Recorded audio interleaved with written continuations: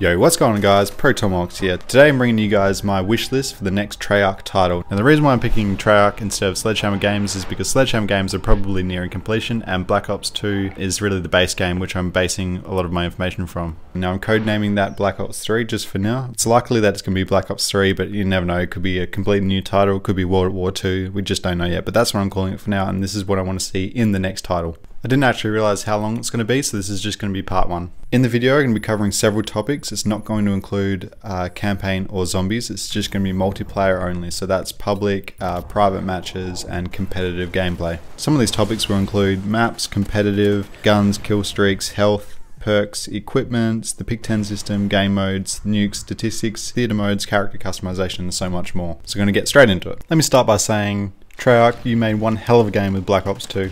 Now to me, the number one thing to get right in any Call of Duty game is maps, because it's the thing that you're going to be playing with on every single time you do play, and if you got a terrible map, it's going to make for terrible gameplay.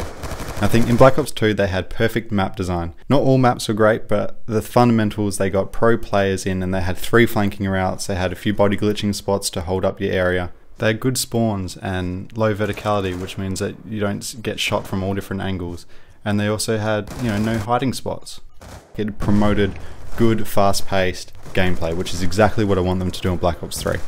Whereas what you'd find in Ghosts is you'd find there was like 18 different flanking routes. You'd have 9 levels or 9 stories high of where people can hide. They sit in these little spots, they jump on these little jagged edges from place to place, and you find people camping in all sorts of areas, which would just drive you insane. They also had broken walls and concrete. They didn't have any access to the sky, so it didn't make you feel sane.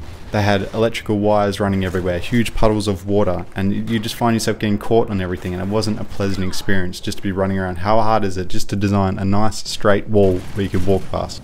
Now, I wasn't really a big fan of the destructibility, and I don't think it should be included in the next game. To me, I think it was just a bit of a gimmick, to be honest.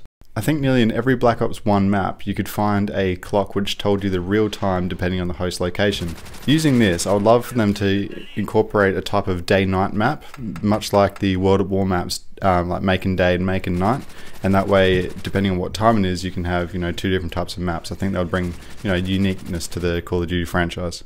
Black Ops 3 needs to bring Raid back from day dot.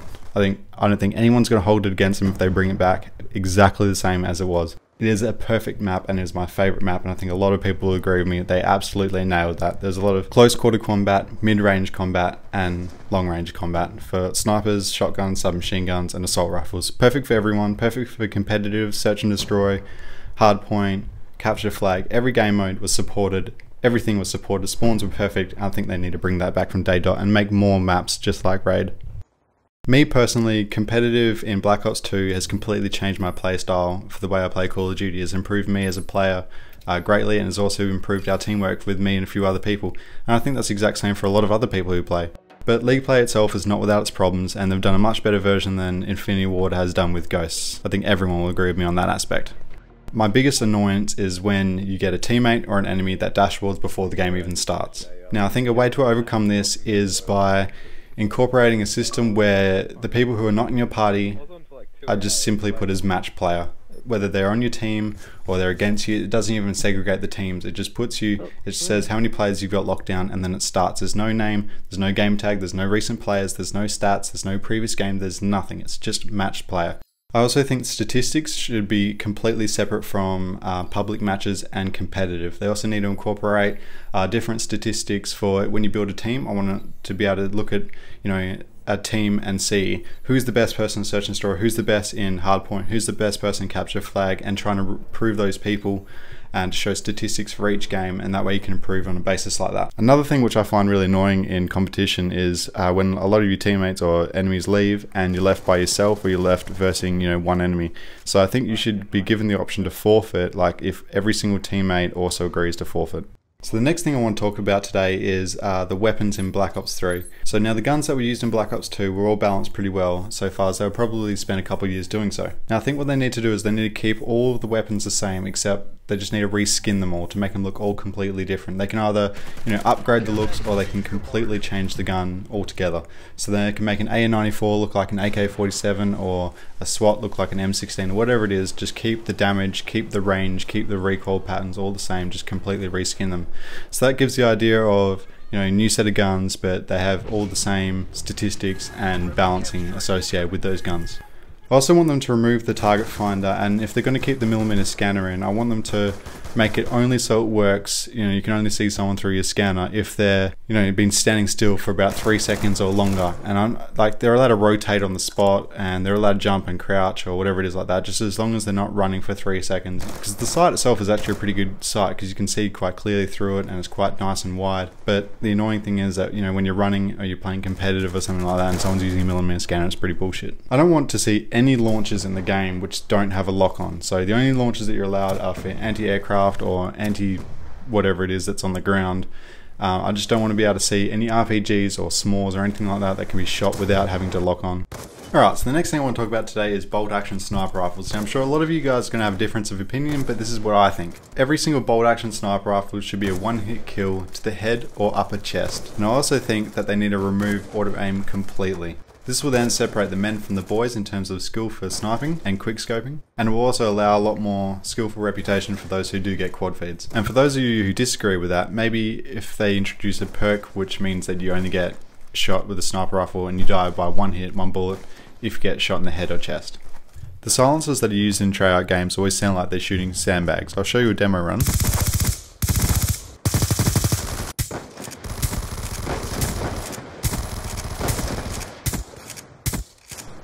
And you compare this to the guns that are used in Infinity Ward's games like Modern Warfare 2 or Ghosts, and they actually sound like they're packing a lot more of a punch, so I prefer them to actually spend a little bit more time working on their silencers. Okay, so on to kill streaks. I want them to incorporate a specialist type kill streak from Modern Warfare 3, and what this allows good players who go for high kill streak gameplays to get lots of kills without overloading the skies with, drones, including like swarms and dogs and VTOL warships and lodestars. This means the good players are happy because they can get heaps of kills, and the bad players stay in the game because they aren't being killed by every single paper aeroplane.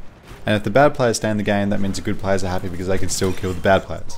I think they should probably remove the swarm because it is a bit too overpowered. I honestly think that uncontrolled kill streaks or high kill streaks shouldn't be allowed in the game. I think they also should modify the VSAT. They should make it a little bit hard to get, and they also need to remove that last frozen frame which always gets you, where it makes it look like the VSAT's still up in the air, but there's actually a bad guy right behind you and you get killed. I think they need to keep the point system that they had in Black Ops 2. I think that was a brilliant idea. It actually rewards objective players like myself, and it means you can pick up tags and kill confirmed, or you can plant the bomb and search and destroy, and you actually get rewarded quite significantly. Whereas in Ghosts, you could cap 99.999% of a flag and you wouldn't get rewarded for shit. I also think they can incorporate a kill streak customization type idea, where you have a Predator missile and you can choose to have it like a Hellstorm missile where it fires lots of little bursts, or you could choose it to make it like a Trinity rocket where it goes into 3 different directions, or you can change it to allow it to have a booster where it's like a lot faster, or increase the damage, or you could increase the damage of an RCXD at the sacrifice of making it slower because it's got a larger explosive, or you can change the type of rockets that are in a Lodestar to make them more direct or harder to control but a lot more powerful, or there's heaps of customization options that you can think of for customizing kill streaks. Now, the health system I think needs to remain exactly the same as Black Ops 2. I think when people switched over to Ghosts, they got a little bit frustrated because people were dying in such few frames and they were just getting killed instantly, whereas in Black Ops 2 you could survive for a bit and you could jump around and potentially turn on the enemy, whereas in Ghosts, if someone spawns behind you, you have absolutely no chance of killing them. So that pretty much wraps part 1 up, guys. I know there's still a lot more I need to talk about. I didn't really plan for it to be this long, but it turns out it is. So if you have any questions or anything else you want me to include in the next part, please just let me know in the comment section below, and I should upload it tomorrow or the next day. So thanks a lot, guys. Peace out.